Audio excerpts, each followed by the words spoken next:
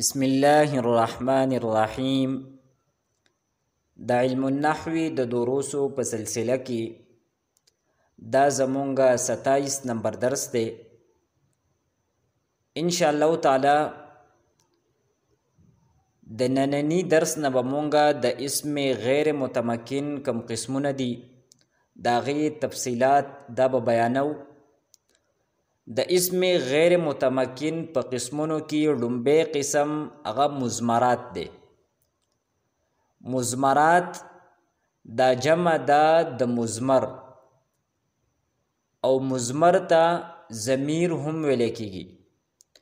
نو مضمر یا ضمیر دا به مونږه دې ته وایو چې د هغې په ذریعه باندې د متکلم مخاطب یا د غایب حالت دا بیانولی شي. مضمر یا ضمیر دا دې ته ویلی کېږي چې د هغې په ذریعه باندې د متکلم مخاطب یا د غایب حالت دا بیانیږي. د متکلم مثال دی انا او نحنو. د مخاطب یا د حاضر مثال دی انت، انتما، انتم. او د غایب مثال لی هو، هما، هم. بیا د مضمر یا د اسم ضمیر د دې درې قسمونه دي. مرفوع، نمبر 2 منصوب او نمبر 3 مجرور. ضمیر مرفوع دې ته ویل کېږي چې هغه په حالت رفعي کې وي، یعنی د اتو مرفوعاتو نه یو قسم وي. ضمیر منصوب هغه دې ته ویل کېږي چې په حالت نسبی کې وي، یعنی په 12 منصوباتو کې یو قسم وي. ضمیر مجرور دې ته ویل کېږي چې هغه په حالت جری کې وي او د 2 مجروراتو نه، یعنی د مجرور بحرف الجر یا د مجرور بالاضافت نه یو قسم وي. نو د اسم ضمیر ته دې 3 قسمونه دي. نمبر 1 مرفوع، نمبر 2 منصوب او نمبر 3 مجرور. بیا د ضمیر مرفوع ته دې 2 قسمونه دي.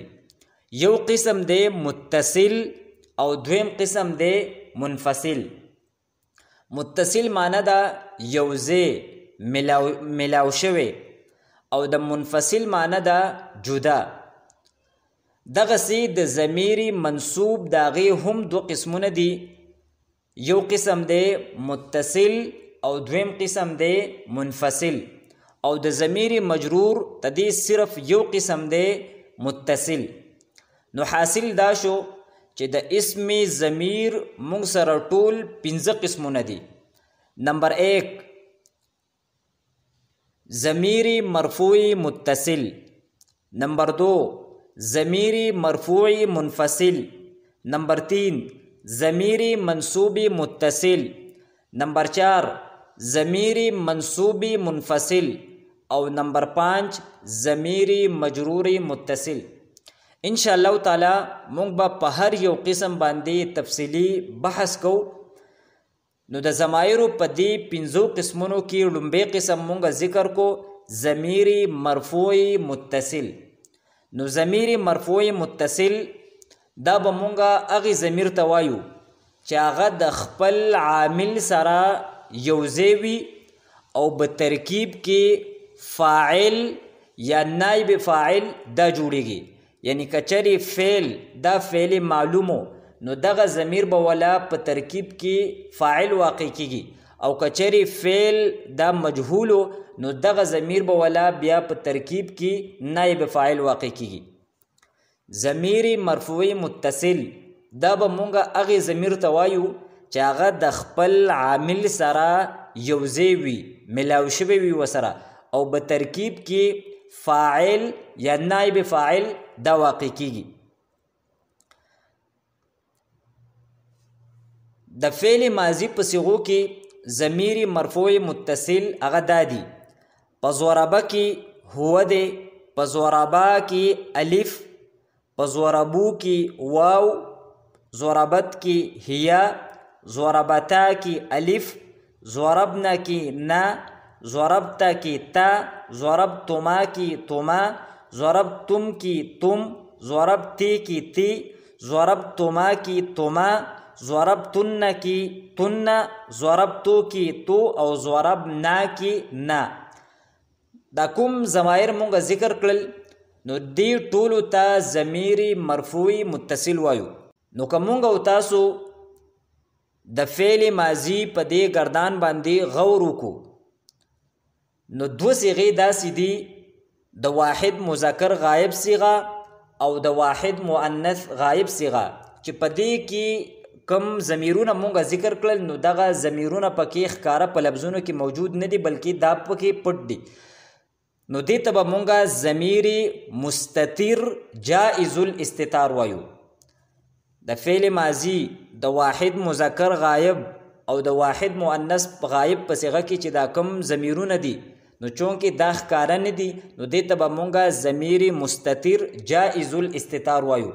جائز الاستتار به ورته ځکه وایو چې کله به په دې کې ضمیر وي او کله به پکې نه وي.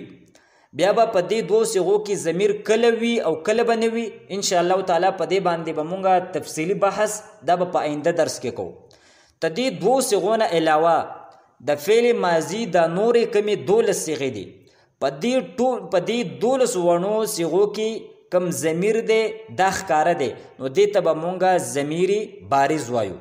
نو حاصل دا شو چې د فعل ماضي 2 صیغې یعنی د واحد مذکر غایب او د واحد مؤنث غایب په صیغو کې به ضمیر مستتر جائز الاستتار وي او تدې نه علاوه د نور کمې 12 صیغې دي نو په دې کې به ضمیر بارز وي. اوس مونږ راځو د فعل مضارع صیغو له. د فعل مضارع کم گردان دی نو په یضربو کې ضمیر مرفوع متصل دی هو، په یضربان کې الف، په یضربون کې واو، په تضربو کې هیا، په تضربان کې الف، په یضربن کې نا، په تضربو کې انت، په تضربان کې الف، په تضربون کې واو، په تضربین کې یا، په تضربان کې الف، په تضربن کې نا او په اضربو کې انا او په نضربو کې نحنو دا ضمیر مرفوع متصل دی. نو که مونږ د فعل مضارع په دې گردان باندې غور او فکر وکړو نو د فعل مضارع په 15 صیغو کې ضمیر مستتر دی یعنی په لفظونو کې موجود نه دی بلکې پټ دی او هغه 15 صیغې دا دي: واحد مذکر غایب، واحد مؤنث غایب، واحد مذکر حاضر، واحد متکلم او جمع متکلم. په دې 15 صیغو کې ضمیر دا ضمیر مستتر دی یعنی پټ دی. البته کمې لومبۍ 2 صیغې دي: واحد مذکر غایب او واحد مؤنث غایب.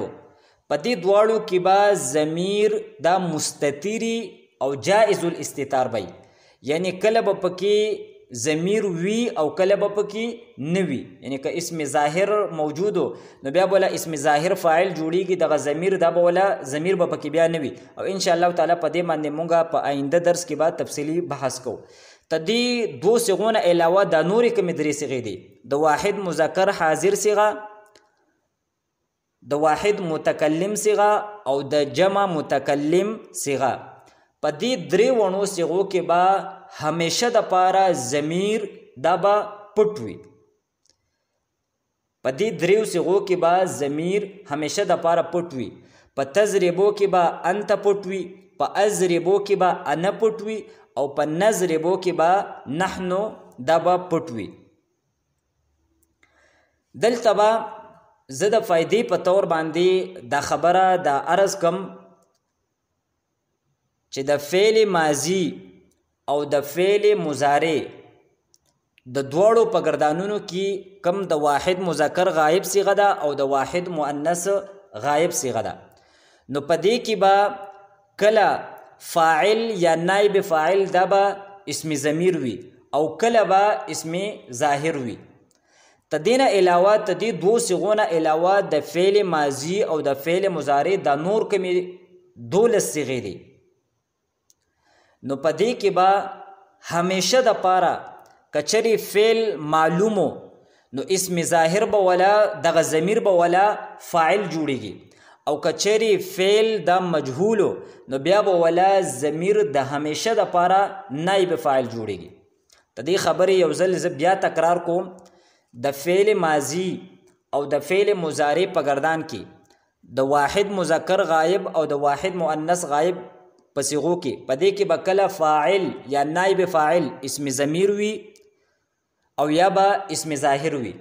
تدین علاوه د فعل ماضی او د فعل مضارع د نور کمی 12 صيغې دي نو په دې کې به همیشه د پاره اسم ضمیر فاعل وي کچری فعل دا معلوم وي او اسم ضمیر به ولا نائب فاعل وي چې کله فعل دا فعل مجهول وي. خو په فعل ماضی او په فعل مضارع کې فرق دا دی چې د فعل ماضی په دغه 12 صيغو کې به کم ضمیر دی نو دا ضمیر بارز دی دا ښکاره دی او د فعل مضارع په 9 صيغو کې به ضمیر بارز وي یعنی په هغه 9 صيغو کې دا 9 صيغې دا دي 2 د جمع مؤنث غایب صيغې دي او هغه صيغې دي د کوم په اخر کې چې نون اعرابي ده او تدین علاوه دا نور کمی 3 صيغې دي نو په دې کې به ضمیر پټ وي خو همیشه د پاره به پکې فاعل وي. دلته بل اهمه زه د فائدې په تور باندې دا خبره هم عرض کم چې د ضمایرو کم تفصیل دا مونږه په فعل مضارع کې وکړو نو بعینه دغه تفصیل دا په نفی جحد بلم نفی تاکید بالن فعل امر او فعل نهی کې هم دی یعنی په دغه کې هم په کم واحد مذکر غایب او واحد مؤنث غایب صيغه ده په دې 2 صيغو کې به ضمیر مستتر جائز الاستتار وي. تدین علاوه کم 3 صيغې دي واحد مذکر حاضر واحد متکلم جمع متکلم په دې 3 صيغو کې به همیشه د پاره ضمیر پټ وي یعنی واجب الاستتار بوي او تدین علاوه د نور کم 9 صيغې دي نو په دې کې به همیشه د پاره ضمیر دا به بارز وي. نو زمونږه د نننی درس حاصل دا شو چې مونږه دا خبره وکړه چې اسم ضمیر دا په 3 قسمه باندې دی. نمبر 1 مرفوع، نمبر 2 منصوب، نمبر 3 مجرور. بیا مونږه د مرفوع منصوب مجرور ته دي تعریفونه وکړل. بیا د ضمیر مرفوع 2 قسمونه دي متصل او منفصل، د منصوب هم دغه 2 قسمونه دي او د مجرور یو قسم دی متصل. نو دا مونږ سره د اسم ضمیر ټول 15 قسمونه شو. بیا د ضمیر مرفوع متصل مونږه د هغې تفصیل وکړو چې په فعل ماضي په صيغو کې به کم ضمایر وي او د مضارع په صيغو کې به کم ضمایر وي. بیا د فعل ماضي په 2 صيغو کې به ضمیر مستتر جائز الاستتار وي او کم نور 12 صيغې دي نو په دې کې به ضمیر دا بارز وي او ښکاره به وي او د فعل مضارع په 15 صيغو کې به ضمیر مستتر وي خو بیا د واحد مذکر غایب او د واحد مؤنث غایب په صيغه کې به ضمیر مستتر جائز الاستتار وي او په 3 صيغو کې یعنی د واحد مذکر حاضر واحد متکلم او جمع متکلم په دې کې به ضمیر مستتر واجب الاستتار وي یعنی همیشه د پاره به پټ وي. تدین علاوه د نور کمی 9 صيغې دي یعنی هغه 2 صيغې چې په هغې کې نون د جمع مؤنث دی او هغه صيغې چې په هغې کې اخر کې نون اعرابي ده په دې کې به همیشه د پاره ضمیر دا به پکې بارز وي او که فعل معلوم وي نو په ترکیب کې به فاعل واقع کیږي او که فعل مجهول وي نو په ترکیب کې به نائب فاعل دا واقع کیږي. ان شاء الله تعالی په ضمیر منصوب مرفوع متصل باندې به نور بحث دا مونږ په آینده درس کې کوو. واخر دعوانا ان الحمد لله رب العالمین.